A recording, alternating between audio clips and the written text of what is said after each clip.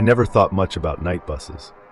They were just a necessary evil for someone like me, a young man working late shifts, barely scraping by in a city that never slept.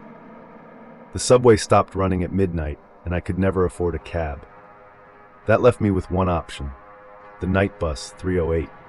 It ran from downtown to the outskirts, a slow, winding route through dimly lit streets, nearly empty at this time of night.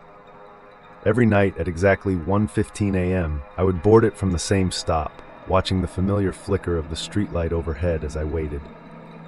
The first time I noticed something was off, it was just a feeling, an odd sense that something about the bus wasn't quite right. The seats were too pristine for a vehicle that only ran in the dead of night. The passengers, always the same, sat in the exact same spots every night. An old woman in a gray shawl, her head tilted down as if she were asleep. A man in a dark coat with a newspaper spread open, but his eyes never moved. A young girl, maybe 17, who sat near the back, twirling a lock of her dark hair between her fingers. And the driver, tall, broad-shouldered, always wearing the same black uniform with a cap that cast a shadow over his face. His gloved hands gripped the steering wheel with an unnatural stillness. I never saw him move his lips, never heard him say a word, not even when passengers got on or off. That was another thing. No one ever seemed to get off. At first, I shrugged it off. It was just a coincidence, right? Big city, weird people. But as the weeks went by, I began to feel watched.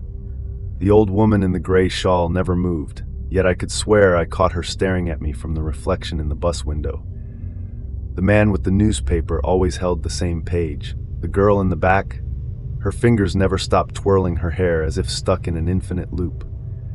I tried to shake off the paranoia, but one night changed everything. It was late, later than usual. I had missed the 1:15 bus and had to wait for the next one at 2:30 a.m. The city was eerily silent. When the bus finally arrived, I stepped inside, the air thick with a strange, musty smell. The passengers were there, all of them, in the exact same positions.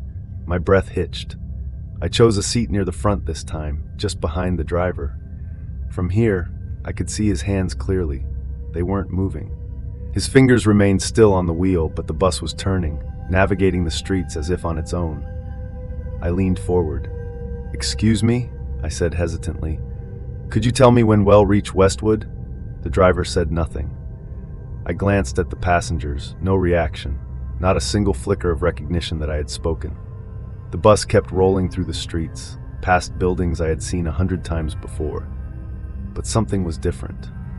I pressed my forehead against the glass, staring outside. The street signs looked wrong. The names were jumbled, the letters distorted as if they were shifting, melting in and out of focus. My heart pounded. Where were we going? I pulled out my phone. No signal. The battery, which had been at 70% when I left work, now read 1%, blinking red. The time? 2:44 a.m.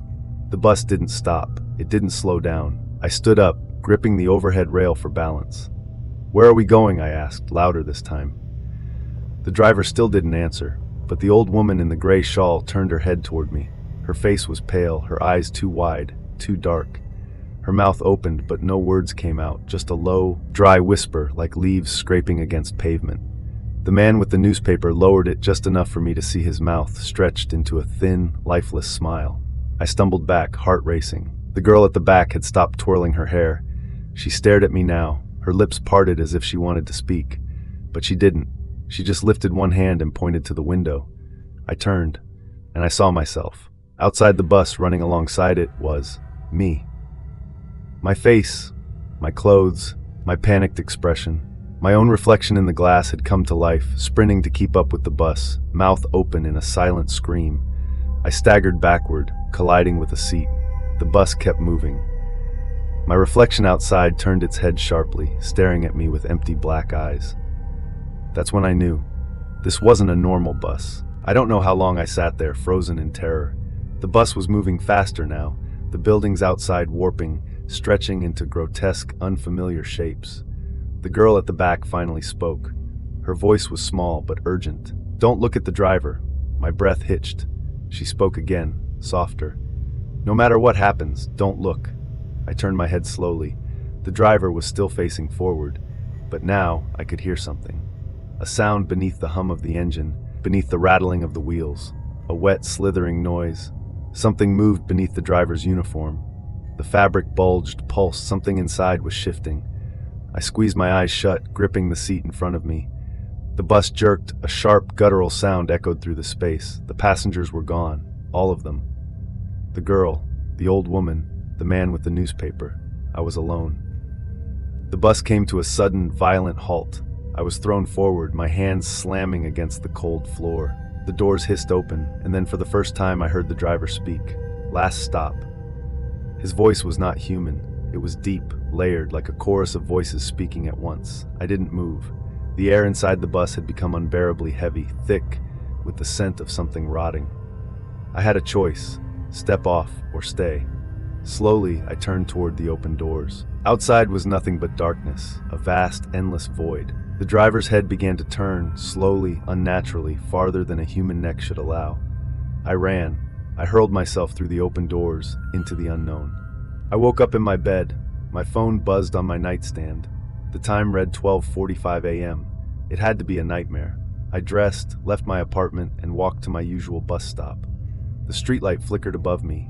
At exactly 1:15 a.m., the bus arrived. The door opened. The old woman in the gray shawl sat in her usual spot. The man with the newspaper was there. The girl twirled her hair. The driver waited, gloved hands on the wheel. I stepped inside, and the doors closed behind me. I would never get off.